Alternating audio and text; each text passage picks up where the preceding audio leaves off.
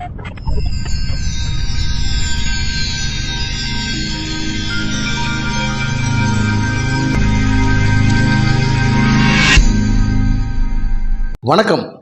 வருகிற நாடாளுமன்ற தேர்தல் 2024 நாடாளுமன்ற தேர்தல் நடைபெறுகிறதையொட்டி பல கட்சிகள் தேர்தல் பணியில் பூத் கமிட்டி அமைப்பது குறித்து நிர்வாகிகளை ஏற்பாடு செய்து அவர்களுக்கு என்னென்ன பணிகள் எந்த மாதிரியாக அவர்கள் வேலை செய்யணும் அது போன்ற விஷயங்களெல்லாம் பல கட்சிகள், அதாவது அதிமுக, திமுக, நாம் தமிழர் கட்சி, விடுதலை சிறுத்தைகள் கட்சி, பாமக போன்ற அனைத்து கட்சிகளும் தேர்தல் பணி குறித்து ஆலோசனை கூட்டம் நடத்தி வராங்க.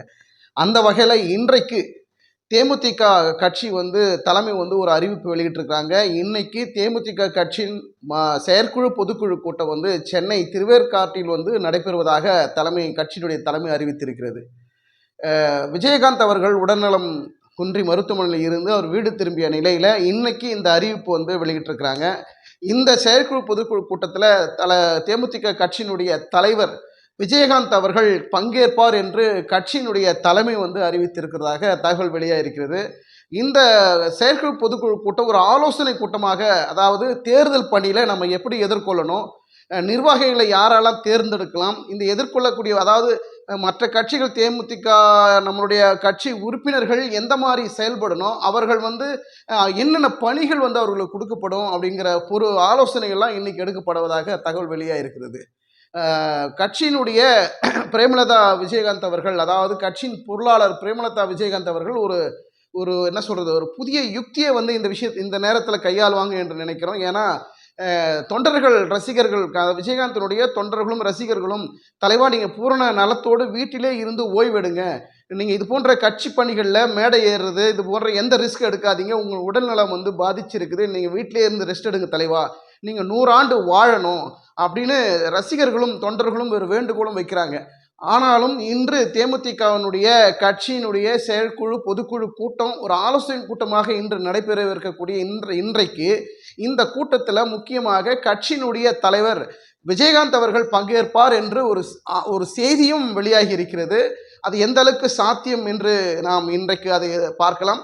கட்சியினுடைய தலைவர் விஜயகாந்த் அவர்கள் பேசுவாரா, இல்லை அவர் கையசிப்பாரா, இல்லை அவர் வருகிற போது, ஏன்னா மருத்துவமனையிலிருந்து வெளியே வீட்டுக்கு வந்த பிறகு இன்னும் அவர் தொண்டர்களையும் ரசிகர்களையும் சந்திக்கல. அதனால் இன்றைக்கு நடக்கக்கூடிய செயற்குழு கூட்டத்தில் அவர் வந்தார்னா எல்லாருக்கும் ஒரு உத்வேகமாகவும் ஒரு உற்சாகமாக இருக்கும் அப்படிங்கிற அடிப்படையில் விஜயகாந்த் அவர்கள் இந்த செயற்குழு பொதுக்குழு கூட்டத்தில் கலந்துக்குவார் அப்படிங்கிறதும் எதிர்பார்க்கப்படுகிறது. அதே வேளையில் ரசிகர்களும் தொண்டர்களும் என்ன ஒரு கோரிக்கையை வைக்கிறாங்கன்னா, தலைவா நீங்கள் அரசியல்லேருந்து விலகிடுங்க, அரசியல் உங்கள் உடல் நலத்தை கெடுத்துரும், நீங்கள் வீட்டிலே இருந்து ஓய்வு எடுத்து நிம்மதியாக சந்தோஷமாக இருக்கணும் அப்படிங்கிறத நாங்கள் விரும்புகிறோம் அப்படின்னு முகநூல் வாயிலாகவும் இன்ஸ்டாகிராம் வாயிலாகவும் சமூக வலைதளத்தில் அவருடைய ரசிகர்கள் கோடான கோடிய மக்கள் அவரை நீங்கள் நலமோடு இருக்கணுங்கிற ஒரு பிரார்த்தனை வச்சு இந்த அரசியல் இது போன்ற விஷயங்களில் நீங்கள் ஈடுபடாதீங்க அப்படின்ற ஒரு பக்கம் பேசுகிறாங்க ஒரு ரசிகர்கள் கூட்டம். அதே நேரத்தில் கட்சி தலைவா நீங்கள் வந்தீங்கன்னா நீங்கள் தான் சிஎம், அடுத்த முதல்வரே நீங்கள் தான் அப்படிங்கிற ஒரு பார்வையும் மக்கள் மத்தியில் இருக்குது, அவருடைய ரசிகர்கள் தொண்டர் மத்தியிலும் இருக்குது. அப்படிப்பட்ட ஒரு ரசிகர்களையும் தொண்டர்களையும் அவர் சம்பாதிச்சிருக்கிறாருன்னு தான் சொல்ல முடியும். ஒருவேளை அரசியல் மாற்றம் ஒரு ட்ரெண்டு ஏற்கனவே மாபெரும் இரு கட்சிகள் நடுவில் எதிர்கட்சி அந்தஸ்தை பெற்ற தேமுதிக கட்சியினுடைய தலைவர் விஜயகாந்த் அவர்கள் இன்னைக்கு இருக்கிற லெவலில் அவர் உடல் நலம் குன்றி இருக்கிறார்.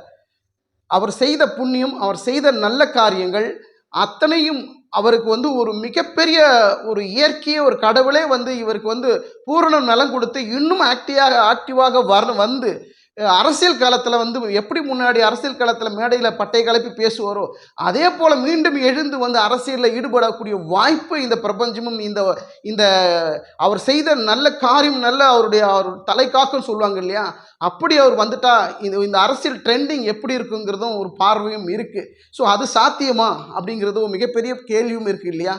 எப்படி இருந்தாலும் அவர் நலமுடன் இருக்கணும், அரசியலில் முழுமையாக ஈடுபடாமல் ஓய்வெடுப்பது தான் அவருடைய உடல்நலத்திற்கு மிகவும் நல்லதாக தேவைப்படுகிறது.